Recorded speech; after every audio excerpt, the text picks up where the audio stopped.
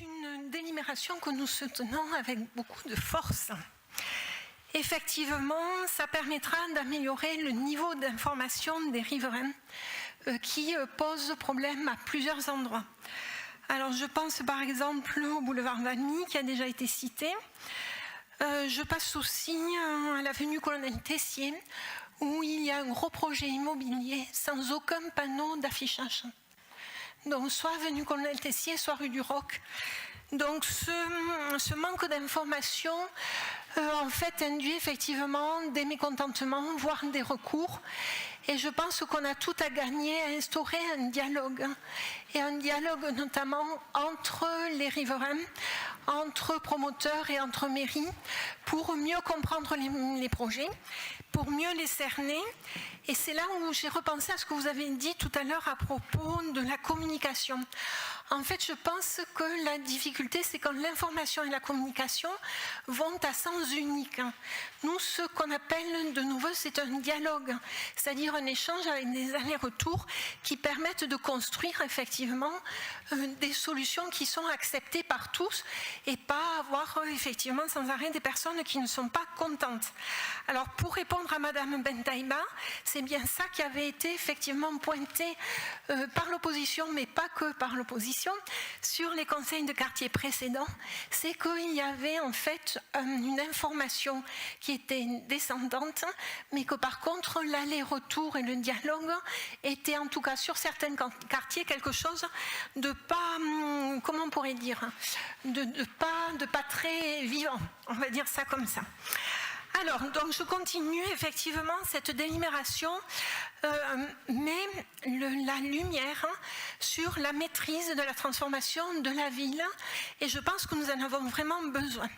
De nombreux programmes immobiliers ont poussé un peu partout, surtout tournés vers des appartements T1 et T2, c'est-à-dire vers une clientèle plutôt d'investisseurs. Donc, comme ma collègue Danielle Paturet, je me pose la question d'Albi, terrain de jeu, où le béton domine sur la végétation et le placement financier sur les besoins de logement des habitants. Cette délibération est effectivement un outil supplémentaire bienvenu sur le plan esthétique, comme vous l'avez expliqué, sur aussi le plan économique. Alors, ce qu'on a pointé dans cette délibération, c'est cette petite partie réutilisée plutôt que détruire.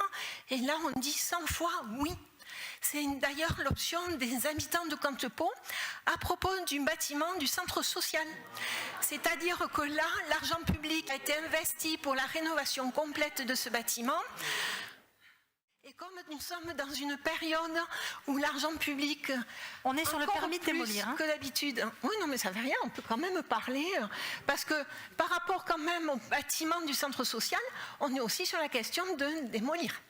Donc je pense que je suis dans le sujet.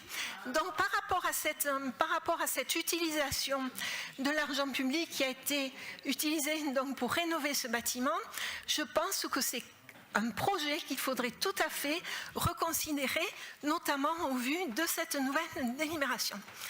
Alors, un dernier point, c'est que l'urbanisme est un sujet politique. Donc, ce sont des choix que fait effectivement la municipalité.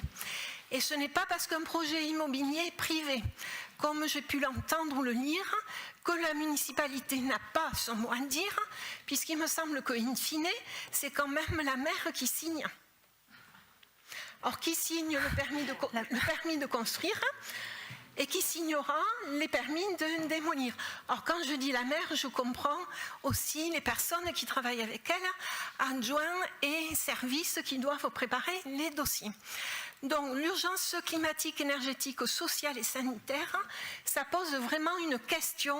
Quelle adaptation de l'urbanisme à toutes ces urgences-là et quel choix politique, mais ça je pense qu'on en parlera au budget primitif. Je vous remercie. On n'est pas dans la co-construction, on est dans de l'urbanisme. L'urbanisme, il y a des permis de construire, il y a des permis de démolir, donc on a des règles à appliquer. Donc c'est pas la ville qui décide oui, celui-là je laisse sortir, celui-là je laisse pas sortir, celui-là il me plaît, celui-là il me plaît pas. Donc il y a des porteurs privés qui font des propositions sur leur terrain privé. À partir de là, il y a une instruction qui est faite. Une fois que l'instruction est faite, il y a un PLUI qui existe. Si un promoteur nous dit moi ça respecte le PLUI, je le fais sortir, il a le droit de le faire sortir. Après c'est pas la co-construction, les gens peuvent s'exprimer, il y a des réunions qui ont lieu, donc à partir de là les projets peuvent évoluer, peuvent ne pas évoluer. Donc ça, si on n'est pas d'accord, on attaque le permis devant le tribunal administratif. À propos de la densification et l'étalement urbain. Donc bien sûr que nous priorisons la densification sur l'étalement urbain. Mais la densification, pas n'importe quelle densification. Avec le réchauffement climatique, on sait qu'il faut absolument garder un équilibre entre le bâti et le non-bâti, notamment les espaces verts. Donc c'est cette attention qu'on demande. Et quand je parle de discussion ou de dialogue par rapport aux promoteurs, la mairie, etc., bien sûr que ce n'est pas pour co-construire le projet du promoteur. Donc je voulais vraiment être très claire par rapport à ça.